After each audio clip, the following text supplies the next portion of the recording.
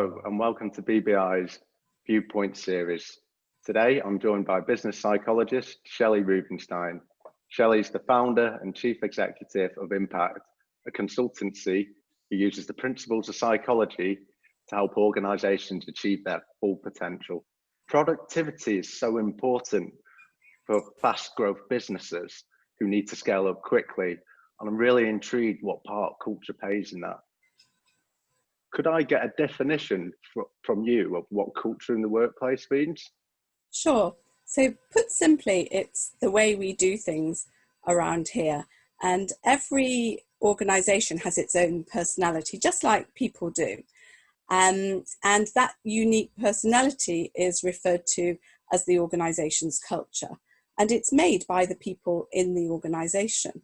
And most people think of culture as the observable characteristics within an organization, the things that we can see with our eyes. For example, office policies, the environment, the organization's strategy, vision, goals, the brand and the values, all of those kinds of things. But that's only part of the story. It's a bit like an iceberg where we can only see the tip.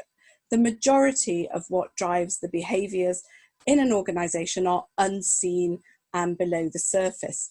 And those hidden or less visible parts are some of those culture's core values. So including our personal beliefs, values, assumptions, things that are shared by the people in the organization. And these are translated into those observable behaviors, such as the way that we act and communicate with each other. So really culture is a system of shared assumptions, values, beliefs, policies and strategies which govern the way that we behave in organizations, and they have a strong influence on the people in the organization. And interpreting and understanding organizational culture is a very important activity for managers because it affects strategic development, productivity, and learning.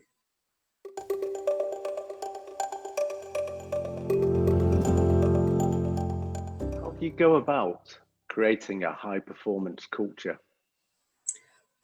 Well, for me, you really need the involvement of everyone. So engaging people early on to understand the culture is crucial, John. And this has to be across all levels of the organization, from frontline staff to director level. And when we're trying to bring about a great culture, we need champions of change who are advocates of this positive culture and people who will keep up the energy when there's a challenge. We've all seen these in our organizations during the current crisis. And once you've worked so hard to materialize that shared culture, you need to engage them further to continue developing the culture. But it's how we communicate about what's important to us. And within any organization, we need a common language, and we need to listen to people really carefully to what they do say and to what they don't. And another aspect is that symbols in an organization are important, and they impact on people's perceptions. What do your actions symbolically say? Do they support and align with what you're trying to build in your culture? So for managers out there who feel that they can't change the whole organization's culture, you can start small by improving the culture of your own team. And this way you might improve the company's bottom line in the process.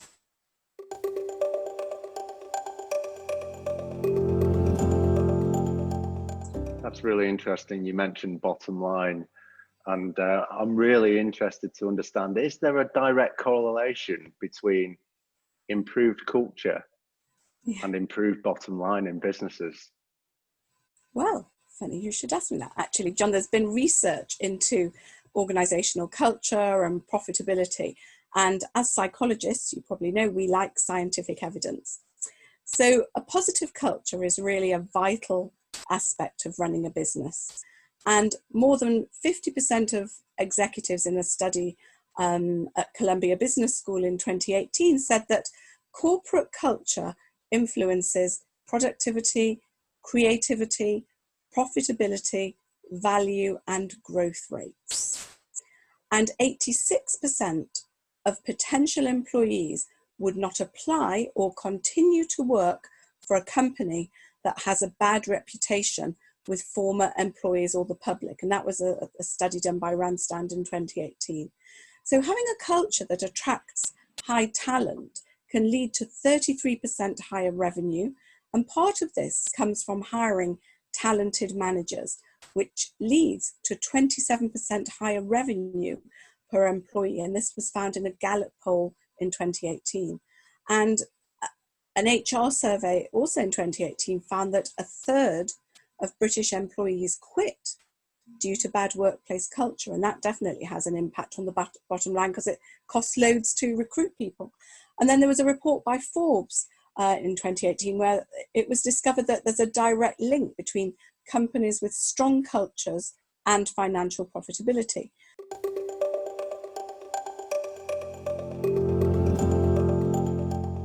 What are the actions leaders can adopt to prevent culture creep coming in when they're scaling up really quickly? I think that starts with identifying the kind of problems, first of all, that we see in a poor culture. So what are the signs that we should look out for, John, on a day-to-day basis? And things move so quickly, don't they, that somehow we don't notice these things, but we ought to start paying attention. So a high turnover of people. We should read the warning signs when high performers start leaving and new employees don't stick around for long. That should be sending a big message. Low morale. So where employees are frequently complaining to each other and outside of the organisation, you hear these rumours coming back. And where people may suffer from low mood, you've got high incidence of people feeling depressed when things are usual, not just when we're going through COVID at the moment. So there's been a lot more of that. Another factor is high absenteeism. A large number of employees regularly taking sick days is another indicator that the culture isn't quite right. And then when we look at the expectations that we have of what people are doing, so if we have unrealistic expectations for productivity and goals, where employees are put into situations that set them up to fail and burn out, workload and expectations are unreasonable, but no one seems to care. And then we have poor communication, where employees mostly receive negative feedback, they're not rewarded for good performance, and are left out of the loop regarding the company's targets and vision, and they may be punished for speaking up or questioning what's going on. That's another bad sign. Where leaders ask for data and don't do anything about the problem, there's no credible action plan. They're then communicating a lack of courage, or that they're unwilling to confront reality. They've got the data, but they don't want to do anything with it. So what can we do about it? So first, leaders need to understand that improving a toxic culture is not solely HR's responsibility. What many organizations do is they say, it's not my issue, I'll send it to HR, let them deal with it. Well, that means you're not dealing with it, and it's actually your responsibility. And the recruitment and the induction processes mean that everyone, if you get it right, is engaged from the outset. They understand that they are key contributors to the positivity of the organisation right from the beginning. So it's every manager's and every employee's responsibility to keep on an eye on the organisation's culture and make sure that it's developing in a positive way. And focusing on learning through mistakes, not blaming, but having a continuous improvement approach helps an organisation as it gets bigger. And business leaders must lead the way in shifting behaviour towards positivity and organisational performance.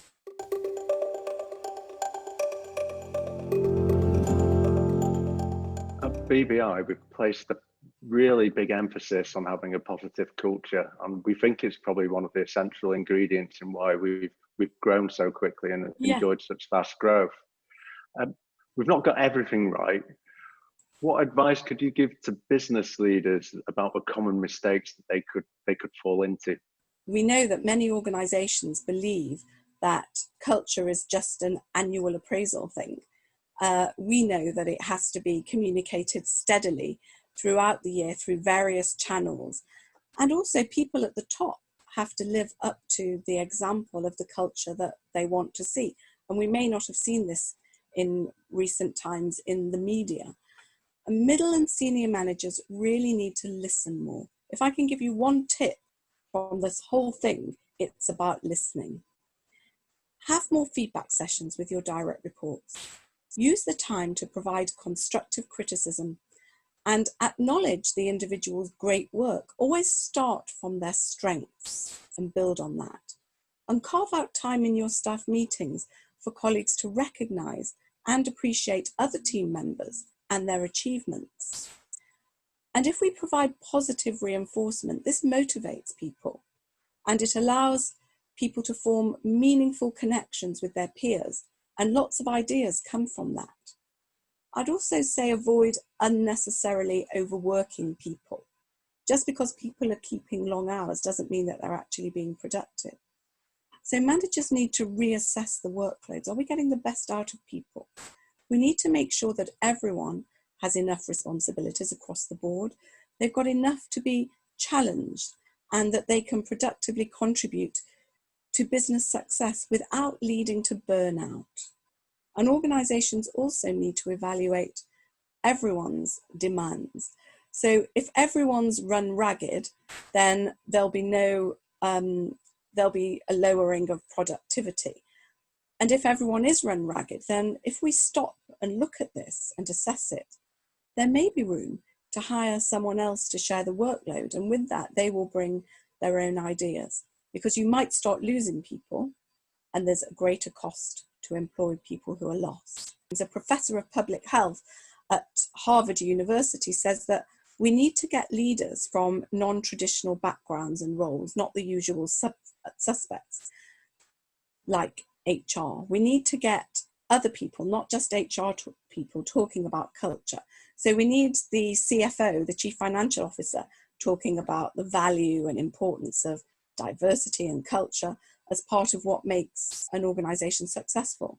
But first of all, we've got to win them over.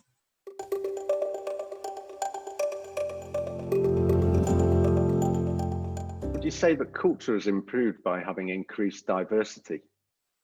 Yes, John, I definitely would, because diversity and inclusion is crucial. And this is because when we look at diversity in its widest sense, not just the race, gender, and other protected characteristics, but also diversity of thought, opinion, and social class, we get a richer mix of ideas with thought diversity, and the different experience, knowledge, views from all sectors in society help us. Because when we reflect the background of the customers in the staff that we employ, we'll understand the customer's needs better. And feeling included builds that sense of community. Positive validation by belonging to a group increases our mental well-being.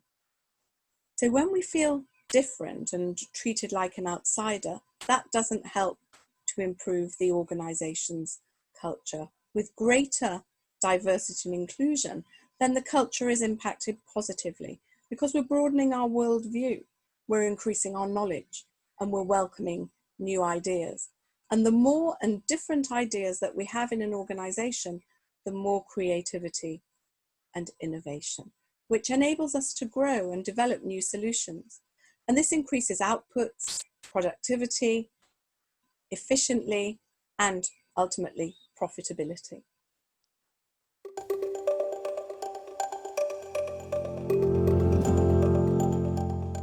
How do you go about measuring culture?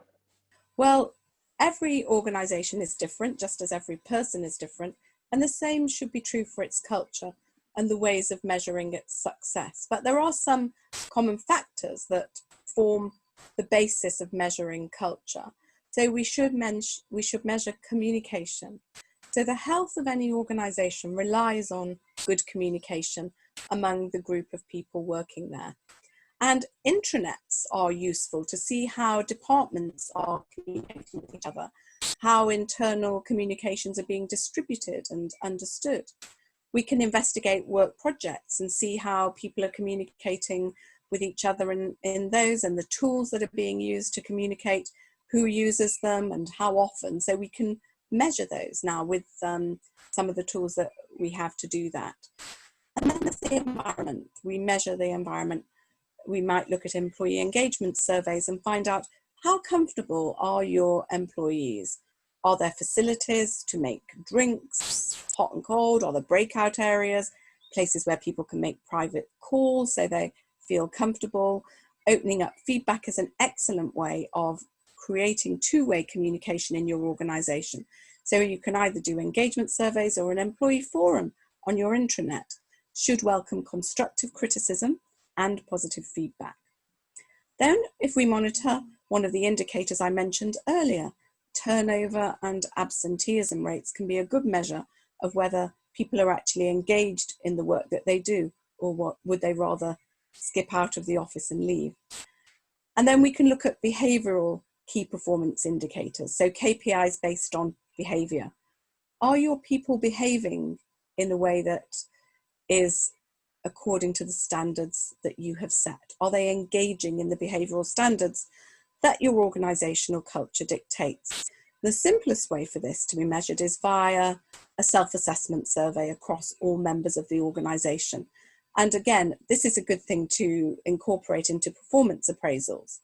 And it's the same with our values and our behaviour. We're not just assessing, do they do the job well, but are they delivering our values through their behaviour? And these need to be integrated into people's work. It's not just an annual event. Appraisal isn't just a once a year thing.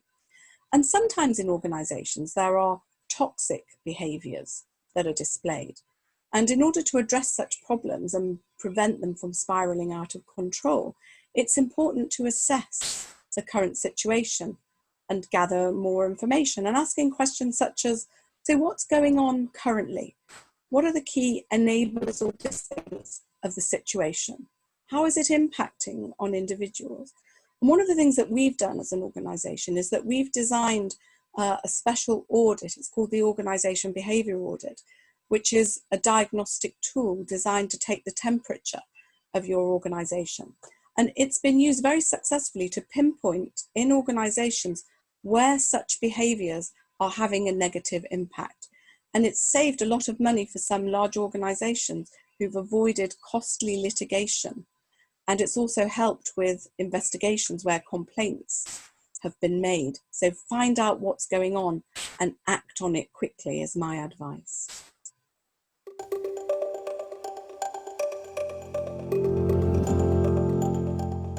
COVID-19 has changed the working patterns of many millions of British workers.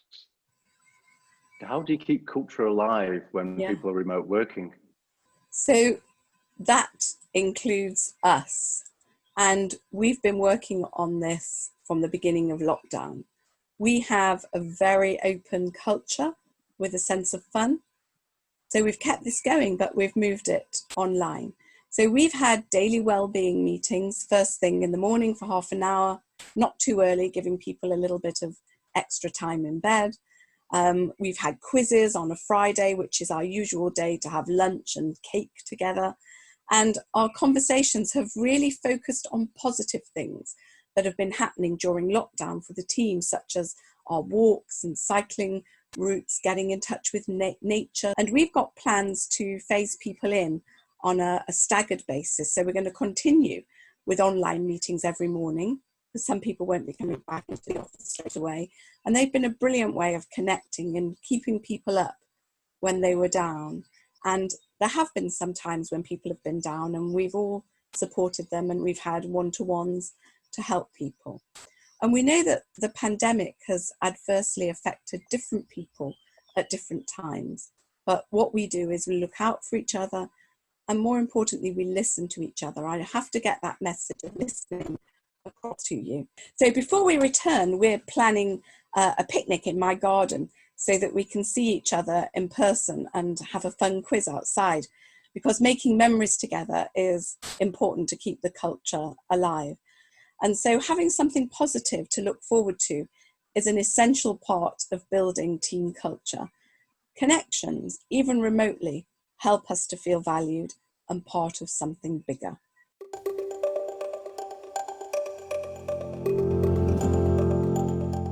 You talk about the phasing of staff coming back in when inevitably everyone does come back in. How are we going to make sure that the culture seamlessly slides back into where it used to be? So I think that we might not be able to have it seamlessly sliding into where it used to be, John, because we have to take account of what has happened to people. We don't know exactly what's gone on for every person while they've been in lockdown, whether they've had bereavements, whether members of their family have lost jobs or friends have had adverse impact on them. So I think, again, let's focus on listening and connecting so that when people return, we are sharing the experiences. And I think let's start with the positive. What's been positive from this experience that we want to bring in to the new world? And that's something else that we've been doing. So what might we want to stop, start and continue doing will be a really great exercise for you to do when people come back into the office. And have patience, give people time and ask them, what do they want things to be like in the future? Maybe it wasn't perfect before, maybe we can do things better. It's been amazing speaking to you today, and there's so many really good takeaways there that I'll definitely take on board. If I had to pull one out completely, for me, it would be the diversity piece, and the fact that actually we need to do more, and positive action is really important, and it's something us as a business are definitely going to do.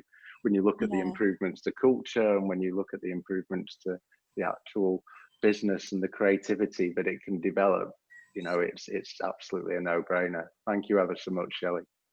It's a pleasure.